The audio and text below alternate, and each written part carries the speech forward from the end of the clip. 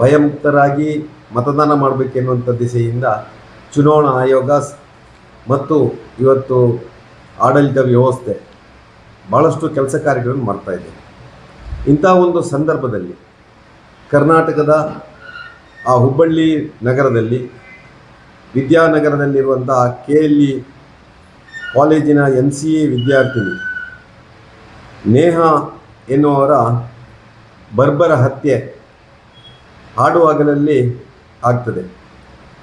ಈ ಒಂದು ಹತ್ಯೆ ಇಡೀ ಕರ್ನಾಟಕದ ಜನತೆಯನ್ನು ಭಯಭೀತರನ್ನಾಗಿಸುವ ಜೊತೆಯಲ್ಲಿ ಹೆಣ್ಮಕ್ಕಳು ಮುಂದಿನ ದಿನಗಳಲ್ಲಿ ತಮ್ಮ ಕಾಲೇಜಲ್ಲಿರ್ಬೋದು, ದಿನನಿತ್ಯದ ಕೆಲಸ ಕಾರ್ಯಗಳಿರ್ಬೋದು ಮಾಡುವಂಥ ಸಂದರ್ಭದಲ್ಲಿ ಯಾವ ರೀತಿಯಾಗಿ ಪೇಟೆ ಪಟ್ಟಣಗಳಿಗೆ ಹೋಗಿ ಬರ್ಬೋದು ಎನ್ನುವಂಥ ಒಂದು ಭಯದ ವಾತಾವರಣ ಇವತ್ತು ಕರ್ನಾಟಕದಲ್ಲಿ ಮೂಡಿದೆ. ಈ ಘಟನೆ ಆಗಬೇಕಿದ್ರೆ ಒಬ್ಬ ಮತಾಂಧ ಫಯಾಜ್ ಎನ್ನುವವನು ಯಾವುದೋ ಪ್ರೇಮದ ವಿಚಾರಕ್ಕೆ ಸಂಬಂಧಪಟ್ಟು ಆ ನೇಹಾ ಎನ್ನುವಂಥ ಹುಡುಗಿಯನ್ನು ಬರ್ಬರವಾಗಿ ಹತ್ಯೆ ಮಾಡ್ತಾನೆ.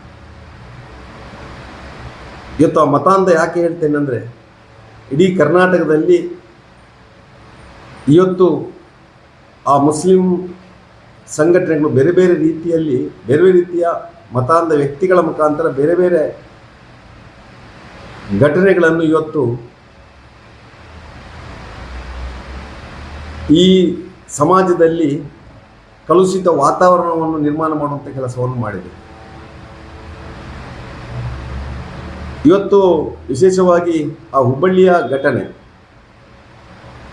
ಆ ಹುಬ್ಬಳ್ಳಿ ಮಹಾನಗರದ ಚುನಾಯಿತ ಒಬ್ಬ ನಗರ ಪಾಲಿಕಾ ಸದಸ್ಯ ನಿರಂಜನ್ ಹಿರೇಮಠ ಎನ್ನುವರ ಪುತ್ರಿ ನೇಹಾ ಪುತ್ರಿಯ ರಕ್ಷಣೆ ಮಾಡಲಿಕ್ಕೆ ಇವತ್ತು ಕರ್ನಾಟಕದಲ್ಲಿರುವಂಥ ಒಂದು ಕಾಂಗ್ರೆಸ್ ಸರ್ಕಾರ ಇವತ್ತು ಆ ಬದ್ಧತೆಯನ್ನು ತೋರಿಸಲಿಲ್ಲ. ಇವತ್ತು ಜನಸಾಮಾನ್ಯರ ಬದುಕು ಹೇಗಿರ್ಬೋದು ಅಂತೇಳಿ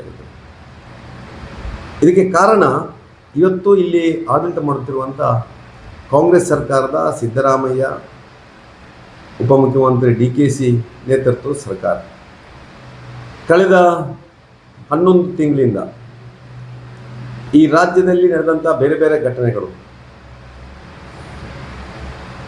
ನಮ್ಮೆಲ್ಲರ ಶಕ್ತಿ ಸೌಧ ಅಂತ ಹೇಳ್ತೇವೆ, ವಿಧಾನಸೌಧದಲ್ಲಿ ಪಾಕಿಸ್ತಾನ ಜಿಂದಾಬಾದ್ ಅಂತ ಹೇಳುವಂಥ ಆ ಘೋಷಣೆ ಹಾಕಿದಂಥ ಸಂದರ್ಭದಲ್ಲಿ ಅದನ್ನು ಲಘುವಾಗಿ ಪರಿಣಮಿಸಿದ ಪರಿಣಾಮ ಇವತ್ತು ಚಾಲೀಸ್ ಪಠಣ ಮಾಡುವಂಥ ಆ ಒಂದು ವ್ಯಕ್ತಿಯ ಮೇಲೆ ಹಲ್ಲೆ ನಡೆದಾಗ ಅಂಥ ಹಲ್ಲೆಯೇ ನಡೆದಿಲ್ಲ ಅಂತ ಹೇಳುವಂಥ ವಿಚಾರವನ್ನು ಆ ಕಾಂಗ್ರೆಸ್ ಮುಖಂಡರು ಉಲ್ಲೇಖ ಮಾಡಿದರು. ಜೈ ಶ್ರೀರಾಮ್